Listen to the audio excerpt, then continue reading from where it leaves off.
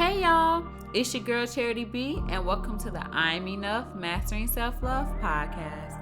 This podcast was designed for both men and women who are in the process or wanting to start their self-love journey.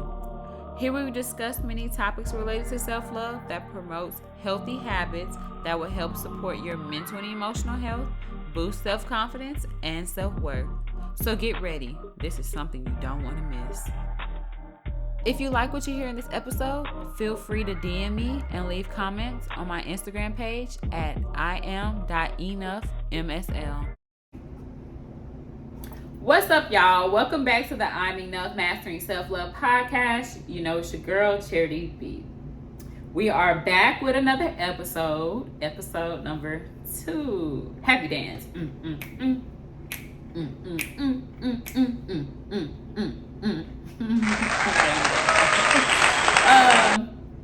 First, I would like to say thank you to those who commented and gave their feedback about the first episode. Y'all just don't know what that did for me and my soul, my little bitty heart. I really do appreciate it, y'all. I'm glad that you guys were able to take something from that episode that lets me know that me doing this is not in vain. Also would like to say thank you to those who participate in the daily post on my Instagram page. I like hearing or reading your comments and getting feedback and your opinions about certain topics. I love that. Like I said, this podcast is not for you, just for you. It's for me as well. I'm also in my self-love journey. Like I've said many times, like this is not self-love. It's not a destination you're trying to get to or end goal. It's something you continuously have to deal with. Each stage of your life, you're going to be faced with different problems, so you have to cope with things a certain different way. With that being said, let's go ahead and talk about what we're going to be discussing today. So the name of this episode is Trauma, starting from the root of the problem, part 1. This is a 2-part episode. There will be a little surprise, a little razzle-dazzle for the second episode. At the end of this episode, I'll tell you what that is. So stay tuned. So you're probably like, what traumas are we talking about? When I say traumas, anything that has negatively affected you and it stuck with you and you carried it on throughout your adulthood, you know, the rest of your life, it stuck with you. For instance, losing a loved one, abuse, verbal, physical, emotional damage. Sorry. What else? It could be not receiving unconditional love, the right or adequate unconditional love that you're supposed to receive as a child, which is very important. Yeah, it is very important. Or any moment where you felt helpless, scared, or embarrassed. If y'all know, because I don't know about y'all, but me, I don't like thinking about embarrassing moments or any time where I felt scared, too scared or helpless, and I just couldn't defend myself. Because I don't know, I have those random moments where I've had, like, I think about a embarrassing moment, I'm like, oh my gosh, I hate the way I felt in that moment. And when those things keep playing in your head and stuff, you're like, okay, well, what do I have to do to not make sure if I'm encountering this situation again, I do not feel that same way. I don't feel helpless, scared, or embarrassed. What can I do to prevent myself from feeling that way? And that's when we go on with our coping mechanisms. So, and that goes to play while we're talking about this. So I was thinking, what if we didn't have these triggers or traumas? Wouldn't like our self-love journey or mastering self-love be easier? And based off my opinion, I think it would be quite easy. We ain't got nothing in our way that would stop us or hinder us from reaching our full potential, being that best person we know that we could be. And I was also thinking, you know, it's important to start from the root of your problems. If that was your childhood trauma, for many of us, it is our childhood traumas or something we experienced in our younger adulthood that has affected us in a negative way, not allowing us to reach our full potential, whether it's with yourself or your relationships that you're currently in or our future relationships. And I was thinking about, what about Yeah, I know that I'm here in my process or my step in my journey, but what about those that are like starting from the bottom? Those are the people like who at the root. Like who what about them? They don't have everything they need. Yeah, it's cool to like read daily inspirational posts or read something that keeps your mind from going back to that time. That is great. That helps you to stay level-headed. But at the end of the day, it's kind of like a temporary band-aid. It's like, okay, I'm fine in this moment, but what happens when I'm alone? I get this daily message, either if it's from me or someone else or from a post, but after I read that, I feel good, and then the next day, what now? Yeah, you keep implementing those things, you keep doing it, but it's like a temporary band-aid where if you haven't confronted your issues or the traumas, that triggers that you dealt with. And that's why I say starting from the root of the problem.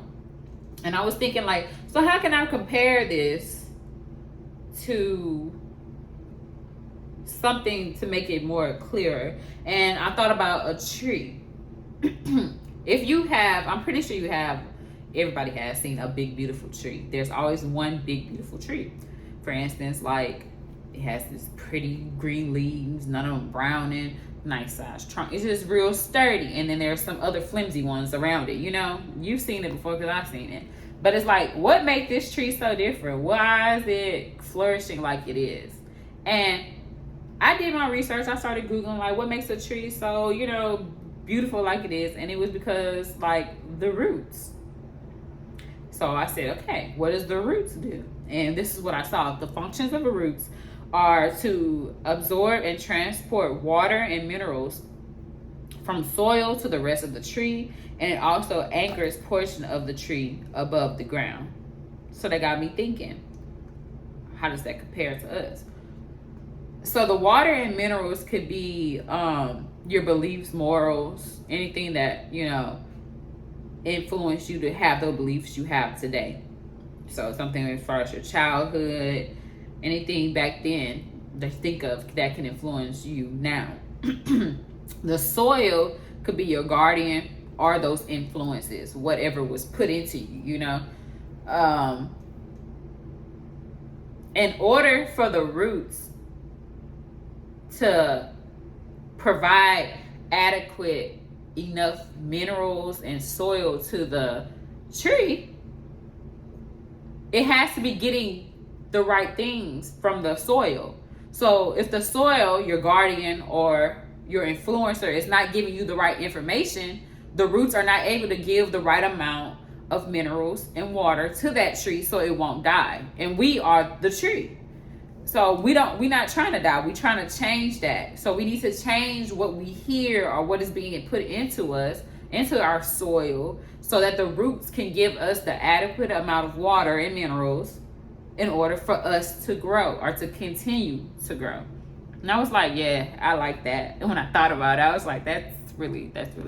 I understand. But after I said that, I was like, well, that means what if we're the issue? What if we're putting the wrong things or we're having the wrong coping strategies? It's not really working for us, or it's not working for us no more. So that goes to say that these things are not permanent. These things can be changed. It's like sometimes the coping strategies that you used back then or when that time or that moment it happened, you can't no longer use the same strategy. You got to switch it up. You got to adjust anything that will make the problem better in that situation you are in now. Because I'm pretty sure the exact same thing can happen, but not in the same way. And as a child, not as much is required from you as it is when you're an adult. So you do have to change the way you think and how you cope with things. And so I was like, so how does trauma, coping, and all that play in the role of self-love? Like, how does that connect? And this is what I got. I read an article about attachment styles. And it's crazy because in college, we used to talk about this all the time, attachment styles in like psychology class, for those who took psychology, you know what I'm talking about. You're always talking about attachment styles and communicating styles and how that helps flourish a child or how does that help them when they become an adult. And so that's what we're going to talk about. Y'all need to know, for those who don't know what attachment styles is, it's the way you relate to others to establish or avoid intimacy. Our adult bonds mirror those encounters / bonds we first established with our caregivers. And these experiences are not conscious. There are conscious choices. It's something we use to adapt and survive. And that's basically what everyday life is. We're trying to adapt and survive. When you are experiencing traumatic events and you don't want to feel that way again, if you ever encounter or face that problem again, you try to adapt, you change so you can survive that moment. So you can feel different. You're not trying to feel the same way. So we're going to go ahead. It's 4 attachment styles. The first one would be secure. We're going to talk about each one, and we're going to probably talk about what type of people, would be seen or would have this attachment style. So the first one, like I said, is secure attachment style. And those type of people are open to establishing trusting and close relationships with others, not hesitant of being loved, don't avoid intimacy, and tend not to depend entirely on someone else. I guess I could say I have a little bit of a secure. I'm halfway there. Let's say that. This is what we're all trying to be, though. We're trying to have a secure attachment style. And that's healthy. That's the healthy attachment style. But it's like, I think I am halfway there. I am open to establishing trusting and close relationship with others. I don't think I'm hesitant to be in love. I don't know why I'm not. I don't like queasy things. Like, I don't like love. Like, I like love. I love being in love, but I don't know. I don't like the aspect of love. I don't know why. I don't know. I've got adequate enough unconditional love from my mama. My mama has gave me enough, and I think that's why it wasn't so hard for me to be like, okay, when I was ever in situations where I felt like I was being used, or like I just felt like somebody made me feel bad, or something made me feel in the dumps, I was quick to be like, to think about it, go over the whole situation, analyze it, and change the right way. And it's always been a positive change for me. So I think that's probably why I've been like that. I'm pretty sure that's why I've received adequate enough of unconditional love. But I just don't, I don't know. I don't really like hugging. Don't get me wrong. I have a boyfriend for 2 years, and I'm very vulnerable. I'm very vulnerable in my relationships than I am in like my friendships, or like, I don't know why. It's something I have to like figure out for myself. But yeah, enough about me, y'all. Y'all don't need to know about that. The next one would be anxious preoccupied. These people have significant fear of being abandoned, need to validate constantly, feels their partner rarely cares enough about them. I think these type of people, they constantly like seek validation, or like try to reconfirm their opinions and thoughts with like their friends or significant others, or they constantly need you to reassure them that you care about them. Even if you have told them countless times and you showed them that you care about them, you're still doing everything that you possibly can, they still need you to be like, okay, yes, I still care about you, or show them you still care about them. Fear of being abandoned. We know a couple of them, but I'm pretty sure everybody has a little bit of abandonment issues. Well, I really don't, because I don't really care. I'm sorry, but that's just me. That's why I think you can have a little bit of both of these 4 attachment styles, though, that I'm going over. Because I think when I was reading over it and I was doing my research, I was like, I think I have a little bit of both. But that just makes me who I am.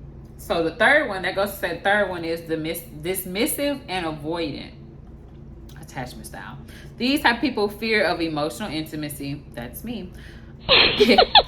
Might lead them to avoid getting close to others, or distrust their significant others. And as a result, they're often emotional unavailable. Now, this is probably like 80% me versus a secure attachment style. Now,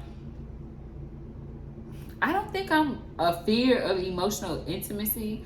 I think there was a time when I was like, after like a recent long-term relationship, like after that ended, I was like scared to like fall in love again. But who isn't? I got over it, healing process. Well, I didn't get over it. I had to heal in order to get over it. But it said it might lead them to avoid getting close to others. I don't know. I really don't like. Hey, I don't know. I don't like socializing anyway, so I don't think that has anything to do with that. I just don't like doing it. I like my little 4 friends because I don't have a lot of friends. But it ain't about quantity. It's about the quality, and I have really great friends and family. But I don't really care to be around multiple, like have more friends than that. To be honest, I don't really care for it. But if I had more friends come, it's fine. Distrust their significant other. I don't distrust my significant others. I've been with my boyfriend for 2 years. We stay together, but 2 years and going. He ain't going away, y'all. I don't distrust my significant others. I think I'm pretty secure with myself to not be like, okay, it could be a girl today commenting on his stuff, or like just doing like, I guess he handsome, saying stuff like that, for example, or like just doing the most. I probably will be like, hey, you can't have my man though, so I know for sure you can't have him.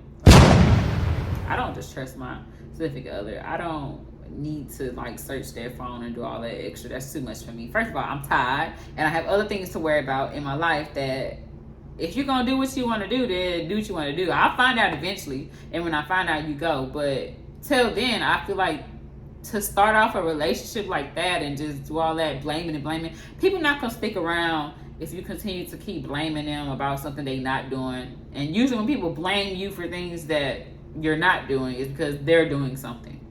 So yeah. But anyways, and then what's the last part of that one? It says as a result they're emotional unavailable. Honestly, I get that from my best friend a lot. She tells me, yeah, I'm just emotionally just not unavailable. And I mean, I listen to her problems and I give her great advice and stuff like that. We have a great relationship. Every relationship or friendship starts from somewhere. So, but we've been friends for like over a decade. Yeah, we've been friends since we were little. So, but she tells me that I'm emotionally unavailable, but I've always been like that all my life. I don't know. I just, like I said, I don't like queasy things. I just don't give me hugs. I don't know. But I'll take a hug anyway from my boyfriend. Like, I definitely will. I don't know. I think I've exceeded, or I've met the standard of being vulnerable with my significant other, because you have to be vulnerable in your relationships with your partner, because that's the only way it's going to work. You need to be vulnerable in order for you to have a long-term relationship. It's not going to work if y'all not being vulnerable or trusting each other with information that you wouldn't tell nobody else.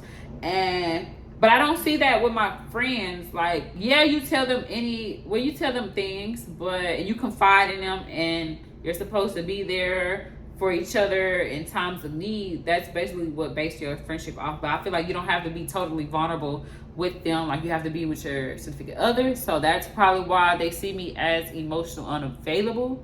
Maybe I'm wrong, but if you have some pointers about that, because I do think I'm emotional unavailable sometimes. Like, I just don't want to hear it. I don't know. It's just how I am. I'm sorry. I'm working on it though. I don't know. I'm soft. I softened up, but I feel like I kind of miss the old Charity. She was just, well, I don't miss her because she was a bitch. But yeah, I'm really surprised some of my friends stayed, and it wasn't like I was a bad friend. I just was, like I said, I was emotionally unavailable. Don't let it be that time of the month. I was just like, why are you talking to me? So yeah, but I think I'm better now. I like who I am now. I'm still in a work in progress, but aren't we all? Nobody's perfect. But yeah. And so the last one, let me go ahead. I'm talking about my stuff, y'all. But the last attachment style is fearful, avoidant attachment style. That person craves attention and love from their significant others, but at the same time, avoid emotional intimacy on their part. And they need to feel loved and attended to, but they usually avoid close romantic relationships. I guess you could just describe that person as somebody who wants to do relationship things but do not want to have a relationship. But I can't say that's everybody who like that, because some people just don't want to be in a relationship because they don't want to be hurt. So that would basically be anxious preoccupied. So I think that's a mixture. They could be either or, people who don't want to be in relationships but want relationship things. That's crazy. Those are like people who like to take. Now that I said this, let me say this, because I feel like in the first episode I kind of was talking about emotional vultures, and I don't want to shun them away because they're probably emotional vultures and they know that they need help but don't know how to seek it or start. I definitely want them in the audience too, because I think that some people don't want to be like that. They do it because they need to. I'm gonna hold that thought because it's something I was gonna mention later, a few minutes, like in a couple minutes, that pertains to that. But yeah, those are the 4 attachment styles. Identify your attachment style. That definitely will help in figuring how you mirror your encounters and bonds, basically, with your adult relationships. And then with my research, I also talked about I found out about communication styles. And so this is what I was gonna say. So this is where trauma reenactment comes in. Basically, you mimic or reinforce what you have learned. So these people are repeating the cycle, the generational curse. I don't know if you heard about that, but I'm pretty sure everybody knows about generational curse. Placing yourself in situations where you may be hurt again.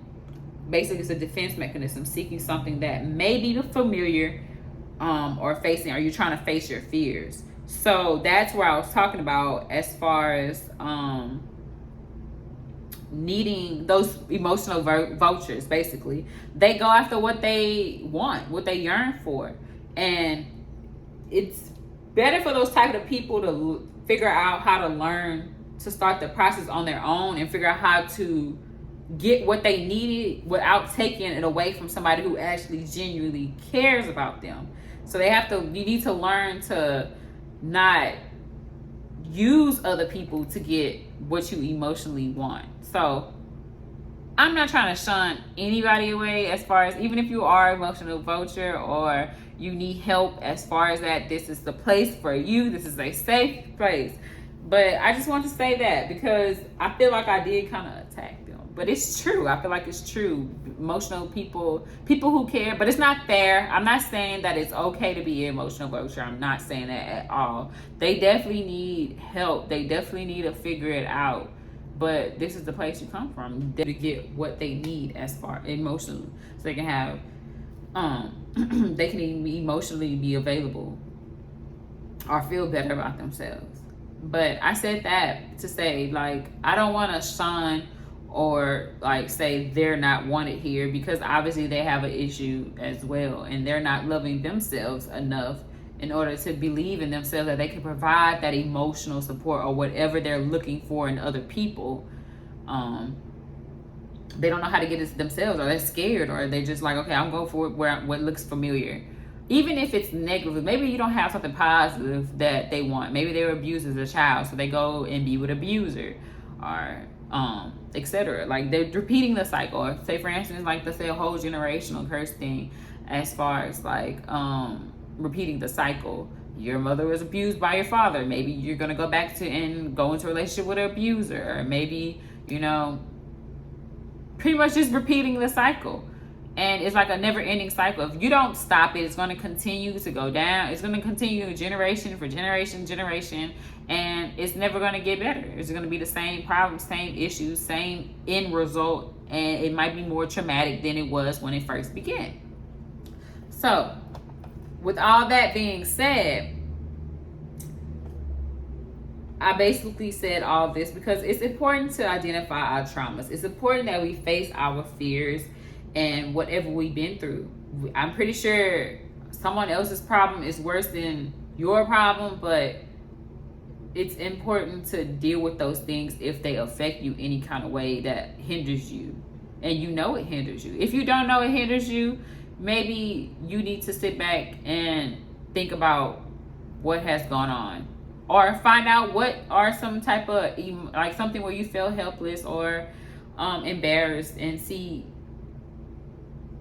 when you think about that moment, how does it make you feel? If it still affects you, that means it's something you have to face. It's something you have to deal with. Even the loss of a loved one, you know. I feel like I dealt with my father's death, for instance, but it's still some things I didn't deal with. Like, I'm not gonna go into depth about it because I feel like I had y'all long enough.